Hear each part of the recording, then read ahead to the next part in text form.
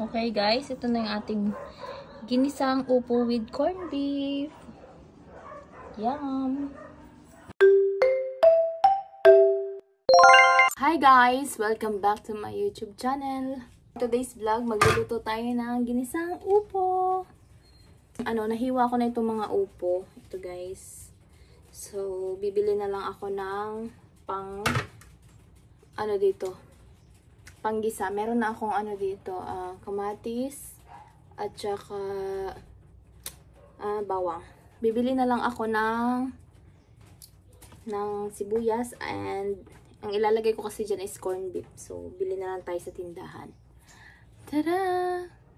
Ay, sobrang init. Sobrang init.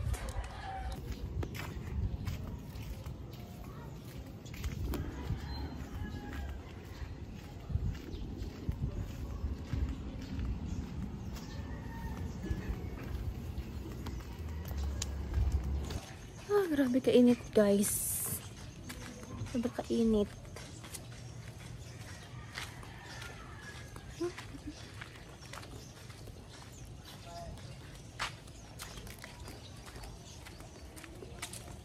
Oh, grabe jud. Kalabad sa ulo. So, ayun guys. Unahin ko lang makapagluto nitong upo kahit alas 10 pa ng umaga para makapaglinis na rin ako ng bahay. Tara! Bombay. Sibuyas. So, konti lang yung lalagay natin. Kalahati. Bugasan natin para hindi tayo mapaiyak.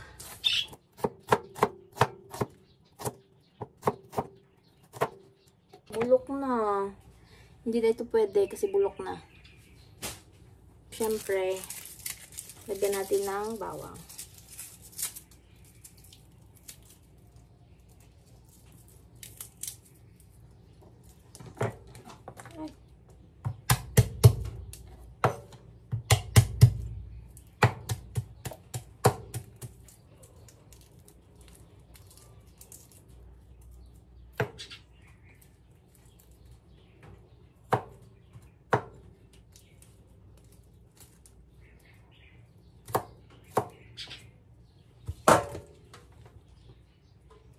Okay, we're done. And lagyan lang natin itong corned beef.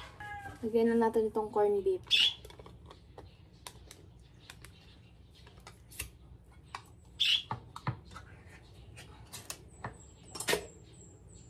Tanggalin lang natin ang konting tubig, sabaw. Okay, magluto na tayo.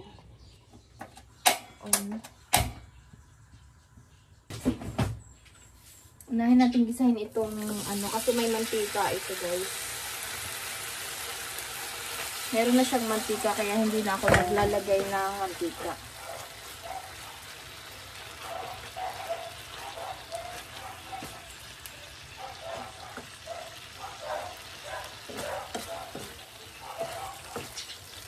Ito lang isa. Gisa lang natin itong bawang sa gilid.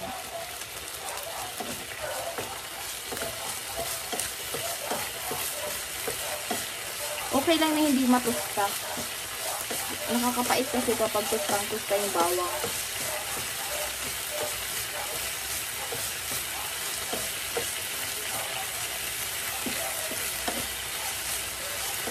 Magmamantika pa naman itong corned beef natin. Yeah, okay lang yan. Then, lagay na natin itong sibuyas.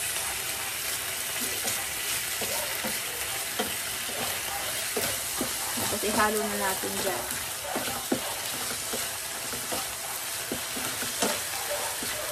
Iniiwasan ko kasi yung lulutang yung gulay natin is lulutang sa mantika. Kasi kapag nilagyan mo pa ito ng mantika, madaming mantika yung sasabaw. Mas better na ganito na lang yung gulay nito. Kasi ayoko naman sabaw ng mantika.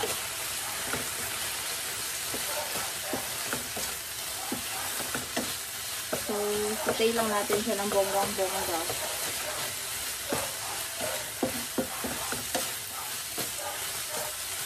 Then,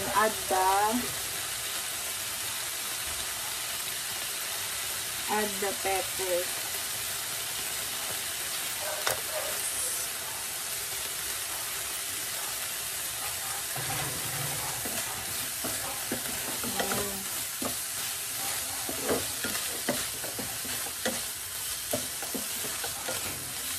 Ayan yung sinasabi ko guys, para nagmamantika na siya.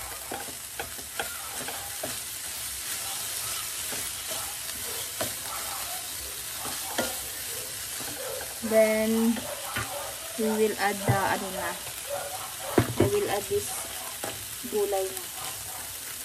Gulay natin. Wala yung strainer ko kaya kamay-kamay na lang. Hayaan nyo lang sa magdikit. Matatanggal din naman yan kasi magtutubig itong upo.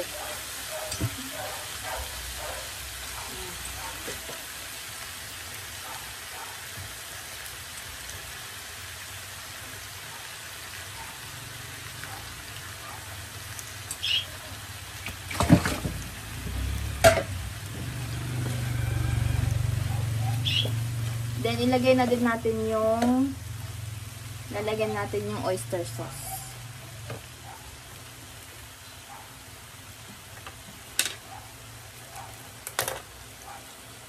Oyster sauce.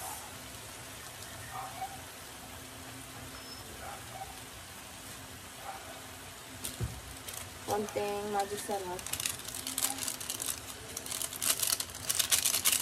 Yan na laman. And syempre, hindi mawawala, konting toyo.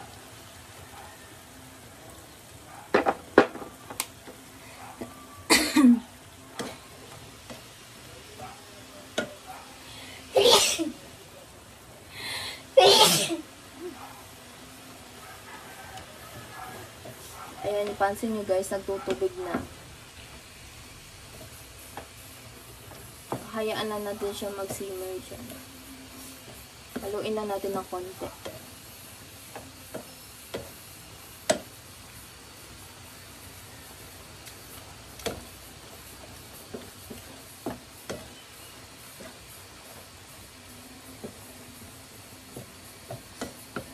Takpan lang natin. Wait lang.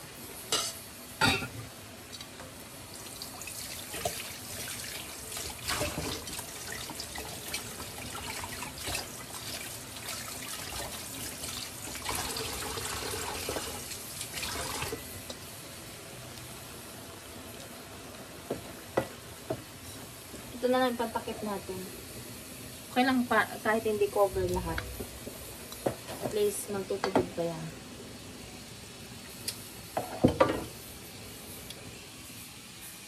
Medyo matabang pala guys. So, add lang tayo ng konting salt. Konti lang. Yan, tama na yan. Haluin lang natin para ma-mix yung in-add natin na salt. So, hintayin lang natin na lumambot itong upo. So, habang nagpapalambot kayo, pwede nyo nang hinaan yung apoy. Hindi importante yung sobrang lakas ng apoy kapag nagpapalambot na lang kayo ng gulay. So, yun guys, luto na itong ating gulay na upo. Then, patayin na natin yung apoy and pwede na natin siyang ilipat sa malinis na bowl. Okay, ilipat na natin.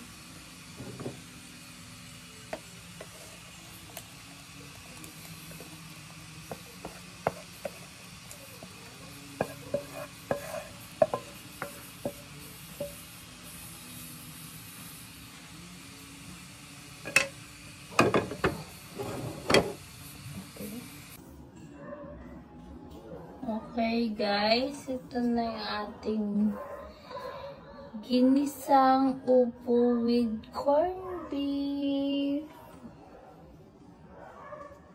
Yum!